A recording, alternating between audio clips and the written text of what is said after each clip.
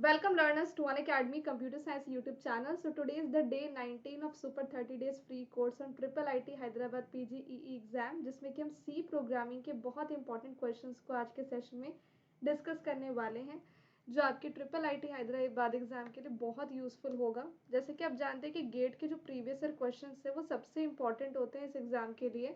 तो हम गेट के PYQs डिस्कस करेंगे। अगर आपको इसके PDF नोट्स चाहिए हर एक सेशन के इस कोर्स के, तो आप इस टेलीग्राम चैनल को ज़रूर ज्वाइन करें, जहाँ पे आपको सबके PDF नोट्स मिल जाएंगे। तो ये पहला क्वेश्चन है जो गेट 2016 में सी प्रोग्रामिंग से पूछा गया था, और ये किस कंसेप्ट पे बेस्ड है? Call by value and call by reference. ये बहुत ही मिस्टीरियस क्वेश्चन है, जैसे कि आप नाम भी देख रहे होंगे कि बार बार इसमें मिस्ट्री फंक्शन को कॉल किया जा रहा है। तो ये मिस्टीरियस फंक्शन कॉल करने पे क्या आउटपुट देगा, ये क्वेश्चन आपसे पूछा गया है। तो अब यहाँ पर देखते हैं, किसी भी प्रोग्राम का आउटपुट निकालना हो तो जब भी वो एग्जीक्यूट होता है तो मेन मेथड से एग्जीक्यूशन स्टार्ट होती है। तो हम मेन मेथड से स्टार्ट करेंगे, और यहाँ पे ए की, बी की, सी की, डी की जो वैल्यू है उसको हम यहाँ पर पिक्टोरियली रिप्रेजेंट भी कर लेंगे, जिससे कि प्रोग्रामिंग करने में मज़ा भी आएगा और क्लैरिटी भी होगी और आपका आंसर भी करेक्ट आएगा। और हर एक वेरिएबल का कुछ ना कुछ मेमोरी एड्रेस होता है। तो लेट सपोज ए का 100 है, बी का 102 है, सी का 104 है एंड डी का 106 है। लेट सपोज हमने मान लिया, आप कुछ भी एड्रेस ले सकते हो, ठीक है। अब इसके बाद आप मिस्ट्री फंक्शन को कॉल करोगे, जहाँ पे आप ए और बी का एड्रेस पास कर रहे हो, तो वो है 100 और 102। और जैसे आपने मिस्ट्री फंक्शन को कॉल किया तो इस एड्रेस पे जो वैल्यू है वो यहाँ पर आपकी आ जाएगी, एंड दैट इज 2016 एंड 0, ए और बी की। और ये आपका कोड जो है स्वैपिंग का कोड है, जिसमें कि हम थर्ड वेरिएबल टेम्प के हेल्प से स्वैपिंग करने की कोशिश कर रहे हैं पीटीआर ए और पीटीआर बी के वैल्यू को। बट ये स्वैपिंग का कोड गलत है, क्योंकि यहाँ पे आपने डिक्लेयर किया स्टार टेम्प को, और यहाँ पे आप सिर्फ टेम्प लिख रहे हो, सिर्फ टेम्प लिख रहे हो। अगेन आपने डिक्लेयर किया स्टार पीटीआर ए और पीटीआर बी को, और यहाँ पे आपने स्टार नहीं लिखा है। तो एक्चुअली ये कोड बिल्कुल भी स्वैप नहीं कर पाएगा, और इसीलिए यहाँ पर जब हम रिटर्न होंगे तो ए और बी की वैल्यू वही होगी जो पहले थी, और स्वैपिंग नहीं हो पाएगी। फिर यहाँ पे आप देख रहे हो कि ए क्या सी से छोटा है, तो ए तो भाई सी से छोटा नहीं है। तो आप इस फंक्शन को कॉल ना करके इस फंक्शन को कॉल करोगे, जिसमें आप ए और डी को कॉल कर रहे हो। तो ए का एड्रेस और डी का एड्रेस पे जो वैल्यू है वो 2016 और 42 है। अगेन स्वैपिंग करने की कोशिश की जाएगी, बट नहीं हो पाएगा, बिकॉज ऑफ द रीज़न कि यहाँ पे एस्ट्रिस्क का यूज़ नहीं हुआ है। तो इसलिए जो वैल्यू है वो एज इट इज़ रहेगी, और फिर आपसे ए की वैल्यू प्रिंट करने के लिए बोला जाएगा, तो ए की वही वैल्यू प्रिंट होगी जो पहले थी, and that is why the output of this program is 2016। Okay, now next question की तरफ चलते हैं, जो गेट 2012 में पूछा गया है। और ये क्वेश्चन बहुत ही आसान सा स्विच केस का है। इसमें क्या है कि कैर इन कैर वेरिएबल की वैल्यू ए है, तो आपने ए यहाँ पर लिखा। अब ये किस केस से मैच कर रहा है? इस केस से मैच कर रहा है ये एक्सप्रेशन, तो हम चॉइस ए को प्रिंट कर देंगे। ठीक है, चॉइस ए को प्रिंट कर देंगे, बट क्योंकि इसके बाद ब्रेक स्टेटमेंट नहीं है, तो इसके बाद का जो प्रिंट एफ स्टेटमेंट है वो भी प्रिंट होगा, मतलब चॉइस ए चॉइस बी भी प्रिंट होगा। इसके बाद भी ब्रेक स्टेटमेंट नहीं है, तो इसके बाद का जो प्रिंटिंग स्टेटमेंट है वो भी प्रिंट होगा, दैट इज नो चॉइस। तो that is why option C इसका राइट आंसर है। This is the fall through state of switch case statement, कि जब ब्रेक स्टेटमेंट नहीं होता है तो मैचिंग कंडीशन के बाद जितने भी प्रिंट एफ स्टेटमेंट्स होते हैं वो सारे प्रिंट हो जाते हैं। Now this is the third question, जो गेट 2019 का क्वेश्चन है कि आपको फंक्शन दे रखा है कन्वर्ट। अगर n की वैल्यू 0 से छोटी है तो वह n की वैल्यू को प्रिंट करेगा, नहीं तो कन्वर्ट n/2 करेगा एंड n mod 2 को प्रिंट करेगा। तो आप कोई भी पर्टिकुलर वैल्यू ले सकते हैं n की। तो लेट सपोज हम n की वैल्यू को ले लेते हैं 32। लेट सपोज n की वैल्यू 32 है, 32 0 से छोटा है नहीं। तो जब हम कन्वर्ट ऑफ 32 को कॉल करेंगे, ठीक है, जब हमने कन्वर्ट 32 को कॉल किया, तो यहाँ पे हम एल्स के कोड पे गए जो कॉल कर रहा है कन्वर्ट 32/2 मतलब कि 16 को, और यहाँ पे रिमाइंडर दे रहा है 32 रिमाइंडर। 32 को मॉड करोगे 2 से तो रिमाइंडर 0 आएगा, ठीक है। वैसे हमने 16 को कॉल किया, तो अगेन ये आपका 16 0 से छोटा नहीं है, तो ये n/2 करेगा मतलब 8, और 16 मॉड 2 0 देगा। फिर ये भी n/2 करेगा तो ये 4 और रिमाइंडर 0 देगा। फिर ये भी n/2 करेगा और रिमाइंडर ये 0 देगा। फिर ये भी n/2 करेगा और रिमाइंडर 0 देगा। तो n/2 करेगा 2/2 तो 1 आएगा और रिमाइंडर 0। और फिर यहाँ पर कन्वर्ट 1/2 करेंगे तो 0 आएगा और ये रिमाइंडर 1 देगा, बिकॉज 1 mod 2 इज 1। अब 0 है, 0 is less than 0, no 0/2 is 0, obviously it is undefined, है ना। तो ये अब आपको रिवर्स करके प्रिंट करना है। तो 0 1 0 0 0 0 0, it is the binary of what, this is 2 की पावर 0, 2 की पावर 1, 2 की पावर 2, 2 की पावर 3, 2 की पावर 4, 2 की पावर 5। तो ये 32 का बाइनरी रिजल्ट में दे रहा है। So this is nothing but it will print the binary representation of n in the reverse order and terminate, and that is why the right answer is option A. Okay, तो यहाँ पर ये चीज़ है। Oh, I'm sorry, this is one doubt. I think ये doubt जो है वो multiple students को रहा होगा कि मैम ये जो चीज़ आपने बताई, एक चीज़ आपने देखी यहाँ पे, मैंने यहाँ पे 0 लिख दिया, which is wrong, क्योंकि जब 0 है ही नहीं कंडीशन में, अगर n की वैल्यू 0 होगी तब वो 0 प्रिंट करेगा, बट यहाँ पे तो n की वैल्यू जब 0 हो रही है तो उसके बारे में कुछ बताया ही नहीं गया। तो एक्चुअली इसका आंसर ए नहीं होगा, ये मैंने गलत बताया। इसका आंसर होगा कि ये कुछ भी प्रिंट नहीं कर पाएगा और ये टर्मिनेट भी नहीं होगा। क्यों? क्योंकि टर्मिनेटिंग कंडीशन मिसिंग है ना। जब n की वैल्यू 0 होगी तो यहाँ पे कुछ बताया ही नहीं गया कि n की वैल्यू 0 होगी तो क्या होगा, इसलिए कुछ प्रिंट नहीं कर पाएगा। हाँ, अगर इन केस यहाँ पे n less than equal to 0 होता तब यहाँ पर आंसर इसका ऑप्शन ए होता, ऑप्शन सी इसका राइट आंसर होगा। ठीक है, नाउ बिकॉज यहाँ पे आप देख सकते हो there is no terminating condition for 0। ठीक है, now this is the fourth question. यहाँ पे आपको बताने कि जब इस फंक्शन को हम कॉल करेंगे तो ये क्या वैल्यू रिटर्न करेगी। इसको बहुत ही सिंपल तरीके से आप कर सकते हो कि आपको सिर्फ यहाँ पर इफ़ की जो कंडीशन है उसको लेनी है, और इसको आप कैसे लिख सकते हो, x² - 3 लेस देन 0.01, है ना।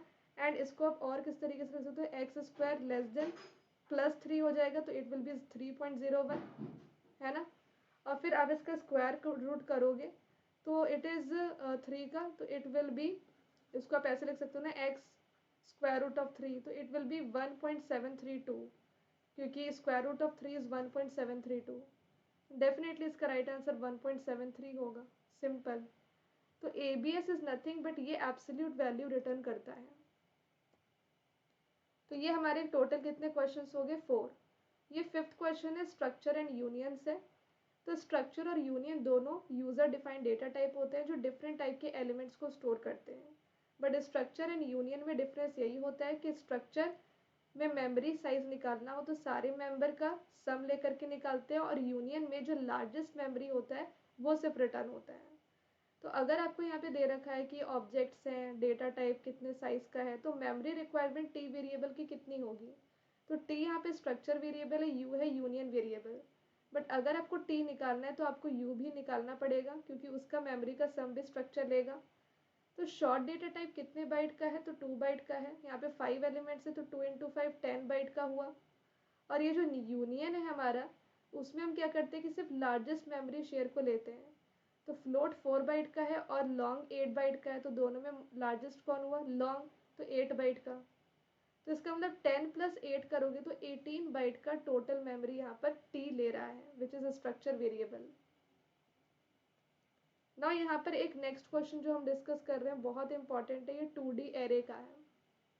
इसमें आपको 2D एरे दे रखा है जिसमें 4 रोज एंड 5 कॉलम्स है, और आपको बताना है कि इसकी वैल्यू क्या प्रिंट होगी। तो आपको सबसे इनर मोस्ट ब्रैकेट पे सबसे ज़्यादा फोकस करना है। तो A +* A, तो name of the array A है, तो जब हम name of the array A पे डबल स्टार लगाते हैं तो वो एरे के सबसे पहले एलिमेंट को देता है, दैट इज़ की 1 देगा, और फिर यहाँ पे +3 और ये स्टार ऐसा करके।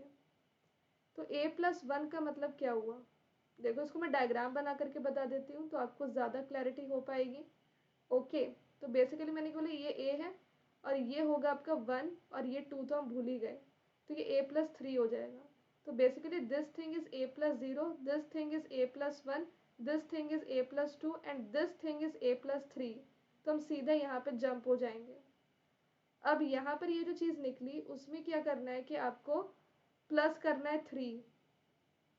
तो आप A+3 के थर्ड इंडेक्स में जाओगे तो क्या प्रिंट करेगा, तो ये 0 है, ये 1 है, ये 2 है, ये 3 है, तो ये 19 प्रिंट करेगा। सिंपल, इसका राइट आंसर 19 है। ओके, तो आपको डायग्राम बनाने की ज़रूरत भी नहीं है, इट इज़ वेरी इजी।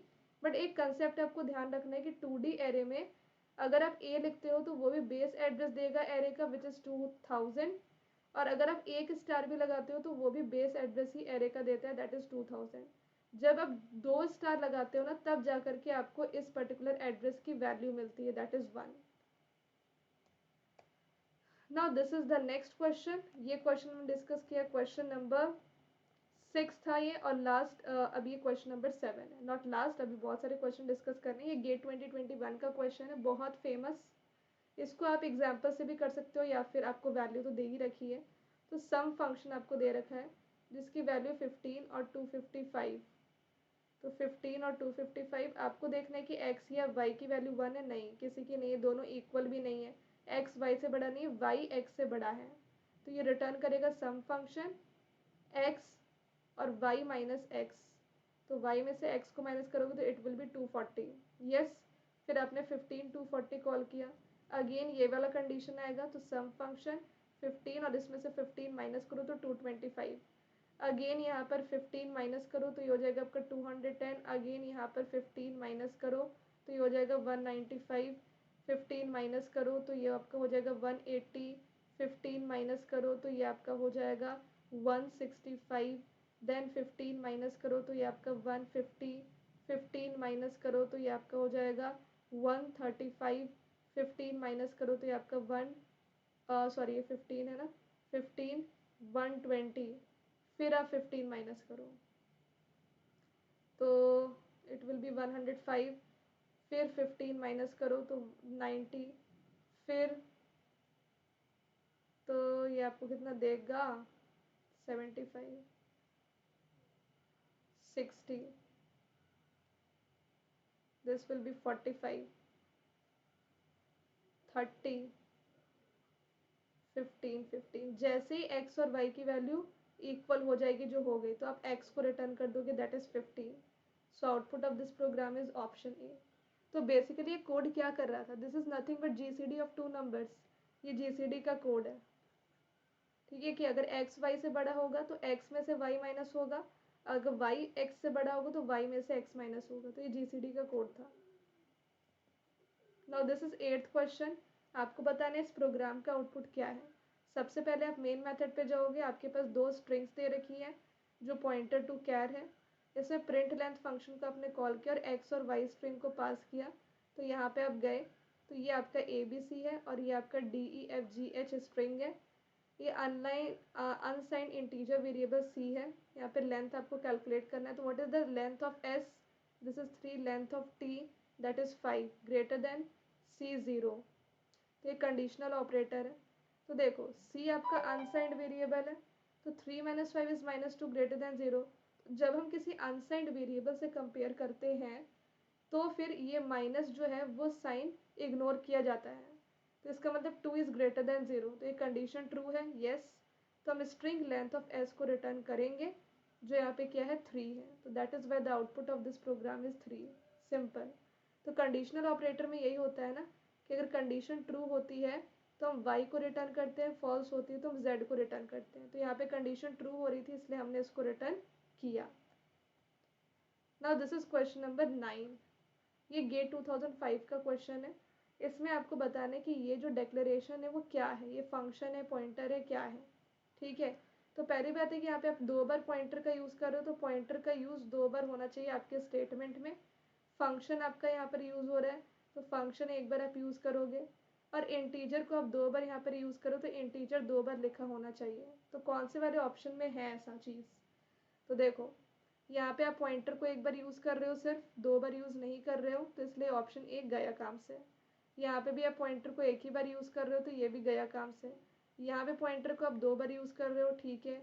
यहाँ पे भी पॉइंटर को आप 2 बार यूज़ कर रहे हो, ठीक है। इंटीजर को एक बार यहाँ पे एक बार यहाँ पर, ठीक है। यहाँ पे इंटीजर को सिर्फ एक बार यूज़ कर रहे हो, ठीक है। तो इसलिए ये गलत हो सकता है ऑब्वियसली। तो यहाँ पे पॉइंटर, तो ये क्या आपका एक पॉइंटर है to a function that takes an integer pointer as argument and returns an integer। तो ऑप्शन सी इसका राइट आंसर होगा। इस तरीके से आप ऐसे क्वेश्चन को हमेशा सही कर सकते हो। Now this is question number 10।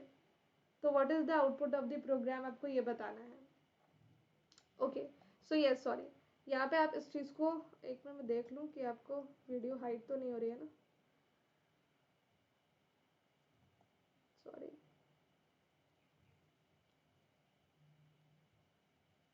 1 second.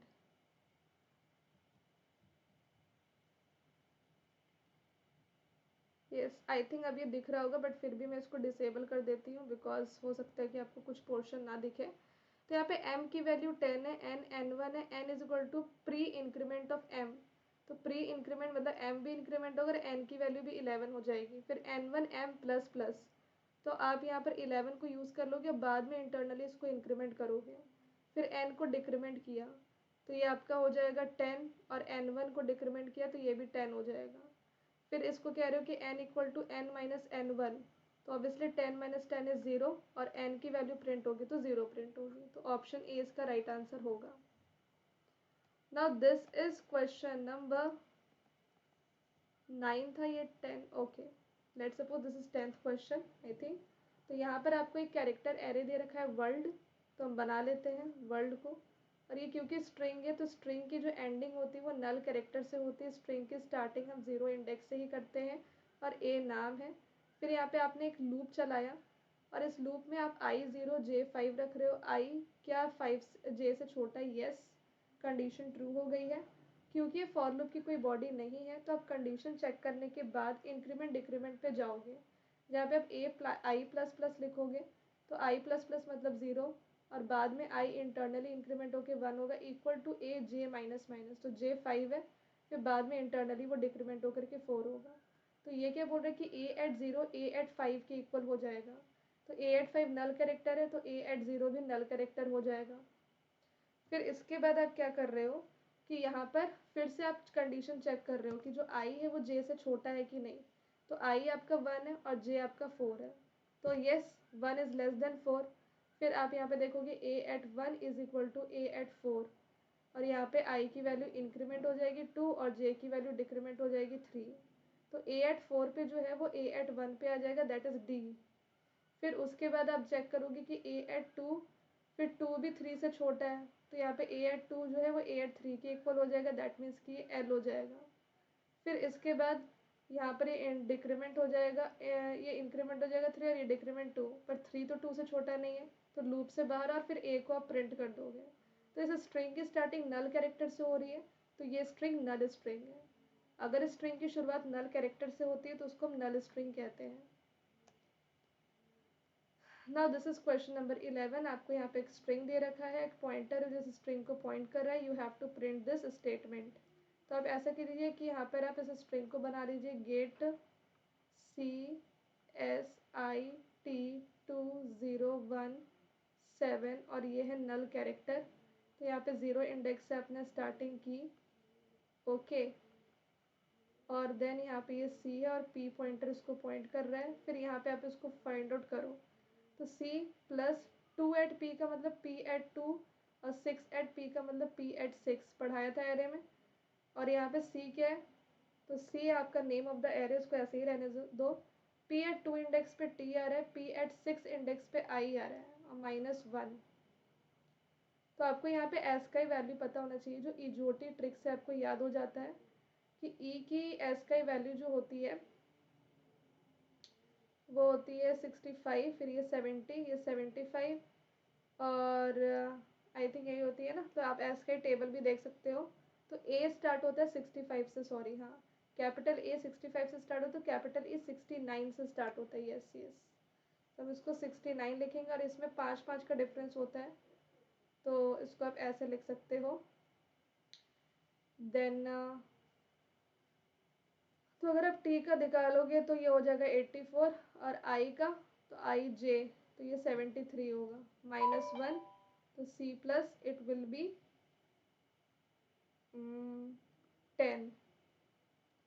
तो सी प्लस 10th इंडेक्स में जाओगे तो यहाँ पे लेंथ ऑफ द स्ट्रिंग क्या होगा, 172 होगा, तो 2 इज द राइट आंसर। तो ये एस का ही वैल्यू भी बहुत इंपॉर्टेंट है, जैसे स्मॉल ए से स्मॉल जेड का रेंज होता है 97 to 122, और कैपिटल ए से कैपिटल जेड का 65 70। आप इजोटी ट्रिक से आराम से किसी भी अल्फ़ाबेट का एस का ही वैल्यू निकाल सकते हो, चाहे वो छोटा हो या बड़ा हो। अगर बड़ा है तो वो 69 से स्टार्ट होगा, 5 5 का डिफरेंस लो। और अगर वो छोटा है तो स्मॉल ए 97 से स्टार्ट हो रहा है तो आपका स्मॉल ई 102 से स्टार्ट होगा, फिर 5 5 का difference low. Now this is 13th question. यहाँ पे आपको बोला गया है कि ये कोड बिना किसी एरर के कंपाइल करेगा, बट अगर आप लाइन 1 को डिलीट करते हो तो क्या हो सकता है। ऑब्वियसली लाइन 1 को डिलीट कर रहे हो तो आप फंक्शन के डेफिनेशन को डिलीट कर रहे हो, और आप फंक्शन को कॉल कर रहे हो और बाद में डिफाइन कर रहे हो, तो obviously main method compiler error देगा, बिकॉज फंक्शन का डेफिनेशन मेन मेथड से ऊपर होना चाहिए था।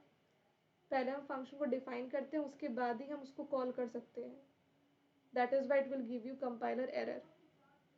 एंड फंक्शन होता क्या है ना कि अगर आप फंक्शन के डेफिनेशन को नीचे लिखते हो तो कंपाइलर अज्यूम करता है कि रिटर्न टाइप फंक्शन का इंटीजर होगा, बट है तो कैर, इसलिए आपको एरर देगा। अगर आपको एरर नहीं चाहिए तो इस पोर्शन को ऊपर लिखो, पहले फंक्शन को डिफाइन करो, उसके बाद कॉल करो।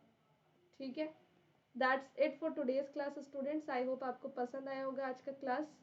और अगर आपको इस पर्टिकुलर सेशन के पीडीएफ नोट्स चाहिए तो मैंने आपको टेलीग्राम चैनल जो शुरुआत में बताया था सेशन के, उसको ज़रूर जा करके फॉलो कर लीजिए। और अगर आप अनअकैडमी पे पूरी एग्ज़ाम की तैयारी करना चाहते हैं, गेट एग्ज़ाम की पूरी तैयारी करना चाहते हैं, बिल्कुल बेसिक से बिल्कुल अच्छे से कंप्लीट कोर्सेज के साथ, स्ट्रक्चर्ड कोर्सेज के साथ, डेली लाइव क्लासेस के साथ, test series, daily practice problem के साथ और डाउट क्लियरिंग सेशन के साथ और हमारे पीडीएफ नोट्स के साथ, तो आप ज़रूर हमें ज्वाइन करें इस नए बैच में, जहाँ पे आपकी पूरी तैयारी हो जाएगी पॉसिबल। 30 अप्रैल से भी मैं न्यू बैच स्टार्ट कर रही हूँ, प्रारंभ बैच गेट CSIT नया आ रहा है। 30 मार्च तो आया ही था, अब 30 अप्रैल से भी आ रहा है, जिसमें कि I will be starting discrete mathematics and digital logic design.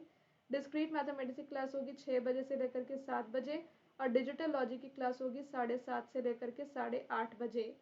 In fact 13 अप्रैल से मैं डेटा स्ट्रक्चर भी स्टार्ट करूँगी, जिसकी क्लास 9 से लेकर के 10 बजे की होगी। तो ये तीनों ही सब्जेक्ट कितने इंपॉर्टेंट है गेट CSIT के लिए आप जानते हो। और ऑलरेडी मैं सी प्रोग्रामिंग का कंप्लीट कोर्स भी रन कर रही हूँ 7:45 बजे, तो अभी वो चल भी रहा है। बट इनकेस अगर आपको बिल्कुल न्यू एकदम फ्रेश स्टार्ट करना है तो फ्रेश अब 30 अप्रैल से मेरा स्टार्ट हो जाएगा। बट मैं आपको कहना चाहूँगी कि डेटा स्ट्रक्चर से पहले आपको सी प्रोग्रामिंग आना चाहिए, तो आप सी प्रोग्रामिंग का कोर्स मस्ट ज्वाइन करें। और गेट डेटा साइंस की अगर आप तैयारी कर रहे हैं तो उसके लिए मैंने पाइथन स्टार्ट किया है 30 मार्च से, जो दोपहर 12 बजे डेली लाइव रहता है। और प्लेसमेंट के लिए भी हमने न्यू बैच स्टार्ट किया, जिसमें कि पाइथन और सी प्रोग्रामिंग डेली लाइव होता है। तो ये मेरे ऑनगोइंग कोर्सेस हैं, जिसमें कि सी प्रोग्रामिंग चल रहा है, पाइथन और DBMS का कंप्लीट कोर्स भी शाम को 6 बजे चलता है। अभी ऑपरेटिंग सिस्टम ख़त्म हो गया, बट वो दोबारा आएगा, नो इश्यूज़। और मैंने आपको जैसे बोला कि discrete mathematics, digital logic design, ये मेरे अपकमिंग कोर्सेज हैं। और डेटा स्ट्रक्चर जो आने वाले हैं 30 अप्रैल से, तो you must join me there. और यस, अनअकैडमी पे स्कॉलरशिप टेस्ट भी आपका 21 अप्रैल से सुबह 11 बजे, तो आप ज़रूर इस अनअकैडमी स्कॉलरशिप टेस्ट को इनरोल कीजिएगा, जहाँ पे आपको 100% डिस्काउंट मिल सकता है सब्सक्रिप्शन पे, और आपको अमेजोन वाउचर्स भी मिल सकते हैं। इसमें 20 प्रैक्टिस क्वेश्चन होंगे। ठीक है, और अनअकैडमी पे गेट टेस्ट सीरीज़ भी आ गया है डेटा साइंस का, जो फ्री है सब्सक्रिप्शन के साथ, तो आप जल्दी इनरोल कर लें। ठीक है, ताकि बैच में आप लेट ना हो जाएं। और मैं आपको बता देती हूँ कि सब्सक्रिप्शन आपको किस तरीके से लेना है, और आपके लिए क्या बेस्ट रहेगा, क्या सूटेबल रहेगा। लाइक अगर आप गेट 2025 की प्रिपरेशन कर रहे हैं तो मैं आपको ये सजेस्ट करूँगी कि आप 1 ईयर का सब्सक्रिप्शन लें, और अगर आप गेट 2026 की प्रिपरेशन कर रहे हैं तो आप 2 साल का सब्सक्रिप्शन लें।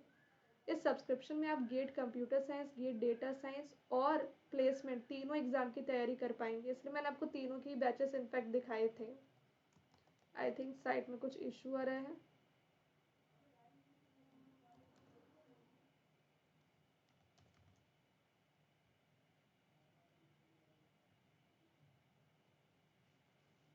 Yes, now it's working. So you can see that कि अगर आपको अनअकैडमी पे पूरी तैयारी करनी है गेट 2025 की, तो आप 1 ईयर का प्लस लीजिए, जिसका कॉस्ट है 22,798। रेफरल कोड अप्लाई करने से देख सकते हैं कि आपको डिस्काउंट मिला है, जो पहले 24,000 का था वो 22 समथिंग शो हो रहा है। तो आप मेक श्योर करें कि इस रेफरल कोड को अप्लाई करें, बिकॉज इससे आपको डिस्काउंट मिल जाएगा, मेरी पर्सनल गाइडेंस मिल जाएगी, और आप मेरे सारे व्हाट्सएप ग्रुप्स में ऐड भी हो जाओगे, जहाँ पे आपको डेली प्रैक्टिस प्रॉब्लम मिलते हैं।